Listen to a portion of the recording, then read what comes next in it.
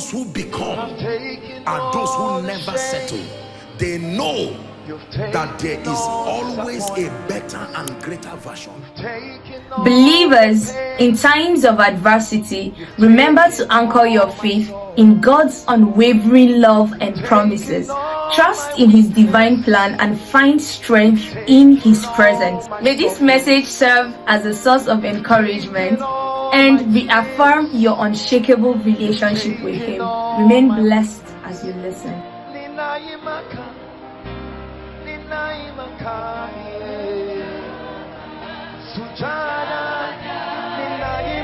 There is power available to correct that anomaly. Where the fish got the coin is none of your business. There is the one who can open without surgery. When you see a widespread pattern, it's no longer a medical issue. There are spirits that sustain the continuity. Mention what did not obey Jesus. Mention one thing. Men obeyed Him, demons obeyed Him, the wind obeyed Him, money obeyed Him, systems and structures obeyed Him, the material world obeyed Him, but the altars in your family have refused to obey you. But finances have refused to obey you. I remember many years ago I was preaching for Cannes and I saw a very strange occurrence, Pastor.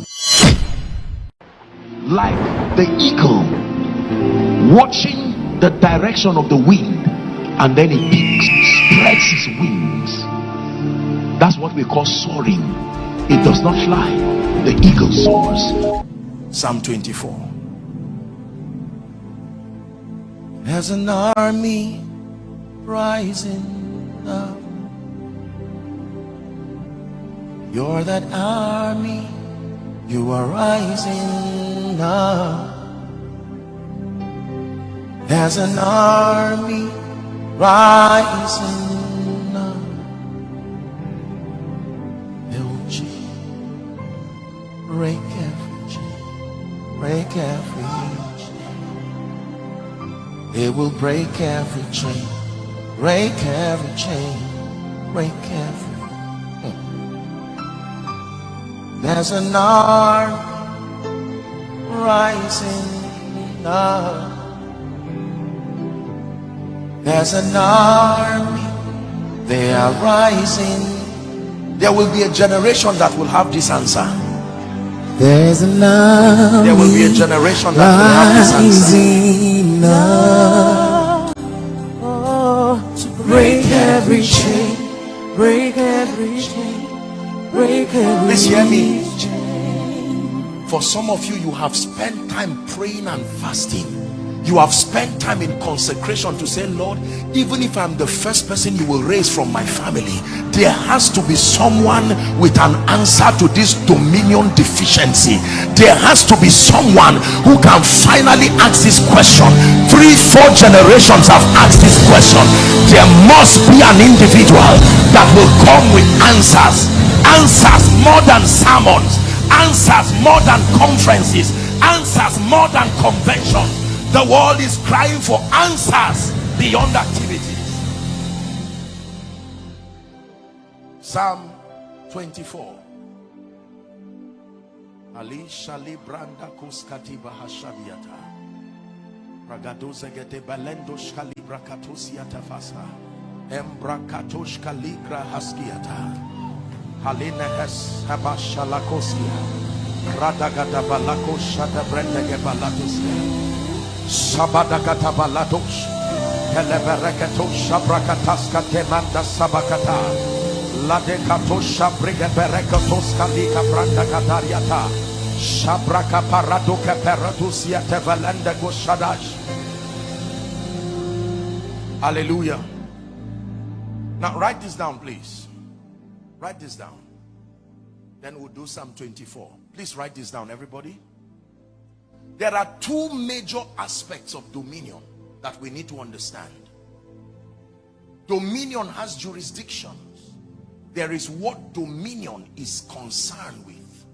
You need to understand this. Number one, the first aspect of dominion is creation and manifestation of divine possibilities. Please write it down. The first jurisdiction of dominion, the power of dominion, is for creation and the manifestation of divine possibilities. You are walking in dominion to the degree to which you can create and manifest divine possibilities. If divine possibilities cannot be created and manifested in and through your life, ladies and gentlemen, please hear me, you are not walking in dominion. The indices for dominion are very clear. Number one, the capacity to create and manifest divine possibilities. So when you tell me, Apostle, I'm walking in dominion, we don't need to talk a lot of church grammar. Show me the supernatural possibilities and the intelligence you have sustained to import from a realm that is foreign to earth. Creation. Jesus, the epitome of dominion, was never concerned about what was not there because he could make it happen. Are we together? Yes. Fear is proof that you are aware of insufficiency. Listen carefully. If I need 1 million naira right now and I do not have it in my pocket or at hand, but I have it in my account, will I be afraid? Because I am aware of the limitless supply. It is only that it is not within my reach, and because I have the intelligence and the wherewithal to make withdrawal. Are you seeing that fear has an explanation? Fear is a sign that your understanding of dominion is not intact. You are aware that you are, all that you have is all that you can see, and you do not have the intelligence to transport resources to make it happen in your life.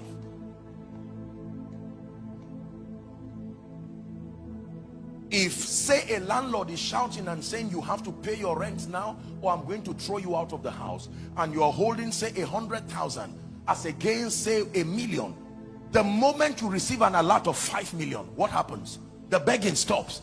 You don't have to tell him I received an alert. All of a sudden confidence comes. Now, the money is not with you, but it's in a place that is accessible. Please understand this. I'm trying to be as simple, forgive me, I'm trying to be as simple as possible so that you will get it. That the first aspect of dominion has to do with sustaining the capacity to create and manifest divine possibilities. And that is based, it is predicated upon the consciousness that all that is with you physically is not all that you have as an inheritance. That whatever is with you is only a token, an expression of the vast and the limitless possibilities. You need to know this. And Jesus was with men, 5 loaves and 2 fish. He said, no problem. I have food, I have bread, I have all of this. Even if it means sending a fish, where the fish got the coin is none of your business. The most important thing is that it is there and needed when needed. Number 2, the second aspect of dominion, are you ready now, is for correction and restoration. The second aspect of dominion is the ability to correct anomalies and the ability to bring restoration. These are the jurisdictions of dominion. So when you are talking about dominion, it is not a vague terminology. You are talking about the power and the capacity to, number 1, create and manifest. Number 2, correct and restore. Dominion, the ability to correct anomalies. Now, back to my example with money. If you send a child and say, buy me something of 10,000 naira, and say you are a billionaire, genuinely, if that child makes a mistake and buys something wrong, you just correct the person, but it's not a cause for concern. Why? Because there is an endless supply. There is capacity to correct it again. Who seen that this man was born blind, him or his father? Jesus said that's not the issue here. There is power available to correct that anomaly. You are walking in dominion to the degree to which your life becomes a correction. You can use your life and the power of God invested within you. This is truly where compassion stems from. It is not just from love alone, but the ability to go out of your way and correct anomalies. You are a blessing to the degree to which you sustain the power to correct things. This is where the ministry of healing comes from. This is where the ministry of deliverance comes from. This is where the ministry of prophesying breakthrough. You are using the power of God to correct anomalies and to bring restoration. So let's recap very quickly. You need to understand this. The believer, only the believer can be said to be walking in dominion only if these two conditions are in place in his life. Number one, that you sustain the capacity to create and to manifest supernatural possibilities.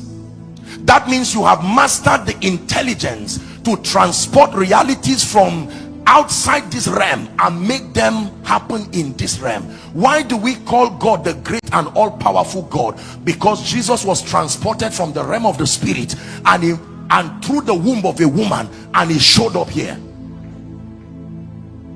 Hallelujah. Powerful. And then number two, to correct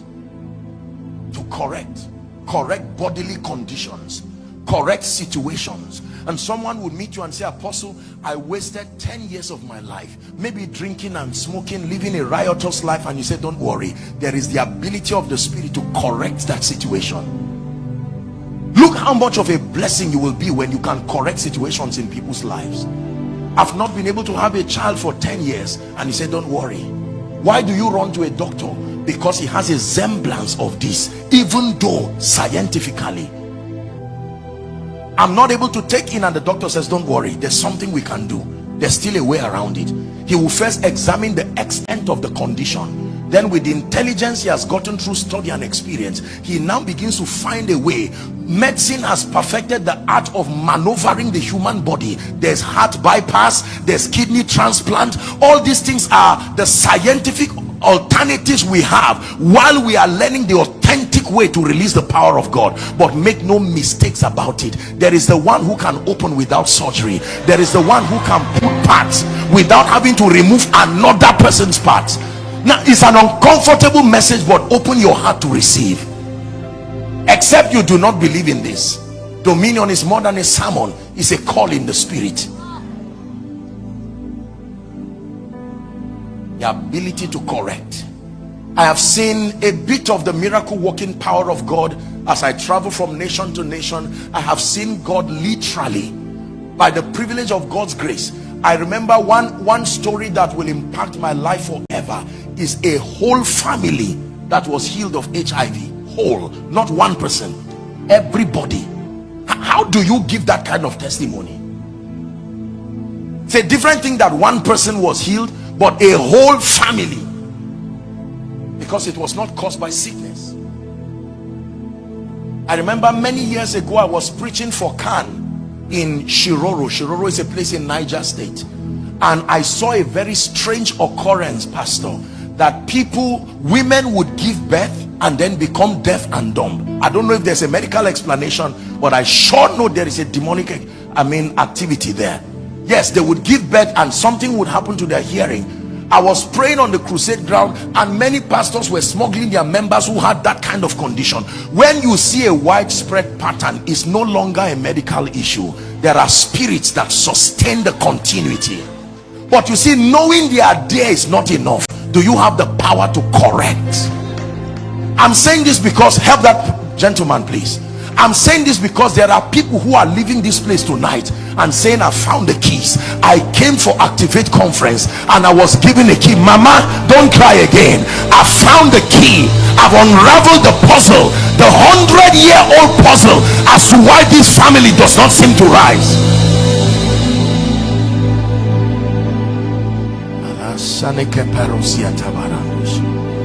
Hallelujah. How do you explain that someone is sitting on a wheelchair with legs that probably do not even have any strength, maybe out of joints, or someone holding a crutch, and in a moment the person stands up, supernatural strength, he throws it and he's walking? What happened? Dominion. You have imposed. What manner of man is this, that even the winds and the waves obey him? Mention what did not obey Jesus. Mention one thing. Men obeyed him, demons obeyed him, the wind obeyed him, money obeyed him, systems and structures obeyed him, the material world obeyed him. And he said, as my Father has sent me, so send I you. But the altars in your family have refused to obey you. But finances have refused to obey you. Yes, by faith you can say they are obeying, but listen, I want you to get results. The situation in your family that has created conflict, didn't you pray? Didn't you fast? Why has it not changed? It seemed to veto your spiritual activity as though you are not there. Listen, I want to show you how this thing works. Otherwise you will keep claiming to your pain. You know why a lot of people are leaving God now and church? Because they will first act and pretend for a long time. One day they say, listen, I'm tired of this, I can't wait forever. No, there is a moment where faith should manifest, but the moment is not forever.